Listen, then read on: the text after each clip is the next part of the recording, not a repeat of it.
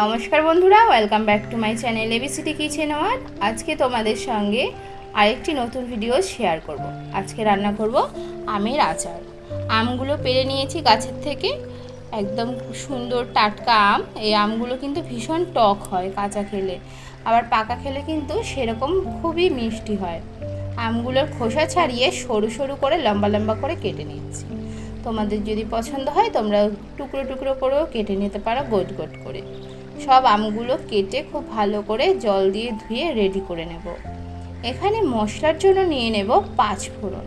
5 ফোড়নের মধ্যে আর কয়টা মৌরি দিয়ে তার সঙ্গে শুকনো লঙ্কা দিয়ে একটুখানি নাড়াচাড়া করে ভেজে নেব।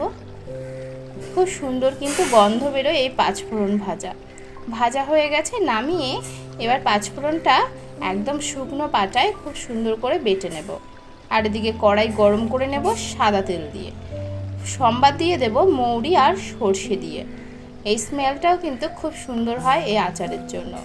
নুন হলুদ দিয়ে আমগুলো মাখিয়ে কড়াইয়ের মধ্যে দিয়ে দিচ্ছি। আমগুলো কিন্তু রোদে দিইনি, একদম ডাইরেক্ট রান্না করে নিচ্ছি। নুন হলুদ মাখিয়ে আমটাকে খুব ভালো করে কষাতে থাকবো। তোমরা যারা ঝাল পছন্দ করো তাদের জন্য বলে রাখি, তোমরা কিন্তু 5 ফোড়ন যে ভাজলাম ওখানে যে শুকনো লঙ্কা দেওয়া ছিল, আর লঙ্কা ওইখানটায় শুকনো লঙ্কা বাড়িয়ে নিলেই হবে, তাহলে কিন্তু আচারটা ঝাল ঝাল হয়ে যাবে। আর লঙ্কা ব্যবহার না করলেও হবে।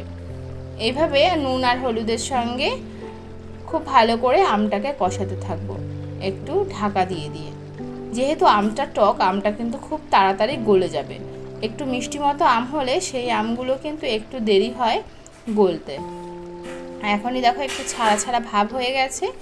এইভাবেই কিন্তু কষাতে থাকবো আমগুলোকে।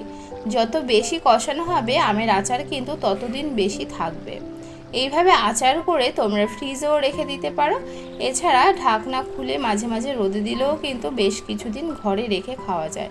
আখের গুড় নিয়ে নিয়েছি। এবার দেখো আমগুলো কি সুন্দর ভাঙা ভাঙা হয়ে গেছে। এর মধ্যে পরিমাণ মতো দিয়ে দিচ্ছে আখের গুড়। যারা মিষ্টি বেশি পছন্দ করো আর একটু গুঁড়ো দিয়ে নিতে পারো। তোমরা পরিমাপটা অবশ্যই বুঝে বুঝে দিয়ে নিও।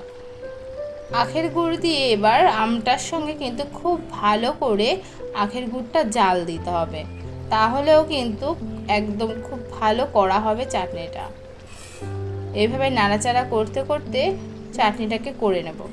আর এদিকে দেখো গুঁড়ো মশলা যে করে রেখেছিলাম শুকনো 5 ফোড়নের মশলাটা, সেই মশলাটা কিন্তু এই আচারের ওপরে দিয়ে দিচ্ছি। খুবই সুন্দর হয় এই ভাজা মশলার গন্ধটা। তাহলে বন্ধুরা অবশ্যই বাড়িতে কিন্তু ট্রাই করে দেখো। কাঁচা আম আর গুড় দিয়ে এরকম সুন্দর একটা রেসিপি খুবই ভালো লাগবে। একদিনে শেষ হয়ে যাবে না আচারটা। একটু বেশি পরিমাণে করে নিলে রোদে বা ফ্রিজে দিয়ে রাখলে কিন্তু বেশ কিছুদিনে খাওয়া যাবে ঘরে রেখে। আচারটা একদম পুরোপুরি রেডি হয়ে গেছে, এবার নামিয়ে নিচ্ছি। আচারটা দেখতে যেমন সুন্দর হয়েছে, খেতে কিন্তু অসাধারণ হয়েছে। ওপর থেকে একটুখানি গুঁড়ো মশলা ছড়িয়ে নিলাম। ভিডিওটা এখানেই শেষ করছি। দেখা হবে নেক্সট ভিডিওতে। সকলে খুব ভালো থেকো, সুস্থ থেকো।